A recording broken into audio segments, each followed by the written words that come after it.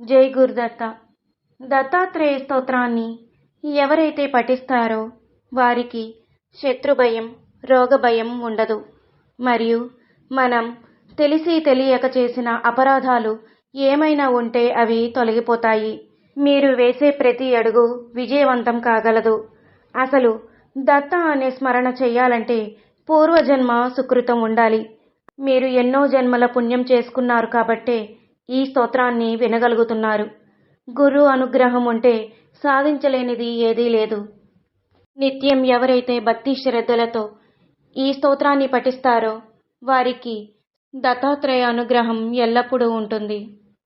అస్య శ్రీ దత్తాత్రేయ ద్వాదశ నామ స్తోత్ర మంత్రస్య పరమహంస ఋషిః శ్రీ దత్తాత్రేయ పరమాత్మా దేవతా అనుష్ఠుప్ ఛందః సకల కామాన సిద్ధ్యర్థే జపే వినియోగః ప్రథమస్తు మహాయోగి ద్వితీయః ప్రభురీశ్వరః తృతీయశ్చ త్రిమూర్తిశ్చ చతుర్థో జ్ఞానసాగరః పంచమో జ్ఞాన విజ్ఞానం షష్ఠస్యాత్ సర్వమంగళం సప్తమో పుండరీకాక్షో అష్టమో దేవవల్లభః నవమో నందదేవేశో దశమో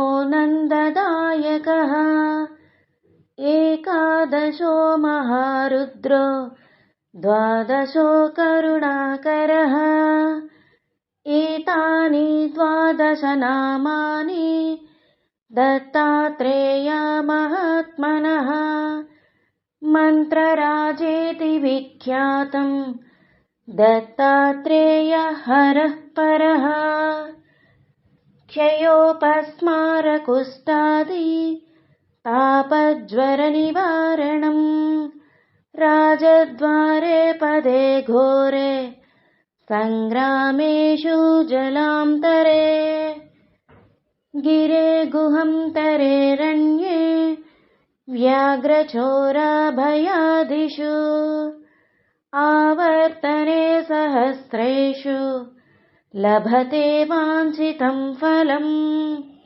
త్రికాలే యః పఠే నిత్యం మోక్షసిద్ధిమవాప్నుయాత్ దత్తాత్రేయ సదా రక్షేత్ యదా సత్యం న సంశయః విద్యార్థి లభతే విద్యాం రోగీ రోగాత్ ప్రముచ్యతే అపుత్రో లభతే పుత్రం దరిద్రో లభతే ధనం అభార్యో లభతే భార్యాం సుఖార్థీ లభతే సుఖం ముచ్యతే సర్వపాపేభ్యో సర్వత్ర విజయీ భవేత్. ఇది శ్రీ దత్తాత్రేయ ద్వాదశ నామ స్తోత్రం సంపూర్ణం. నా వీడియో కనుక మీకు నచ్చినట్లయితే లైక్ చేయండి, షేర్ చేయండి, సబ్స్క్రైబ్ చేయండి.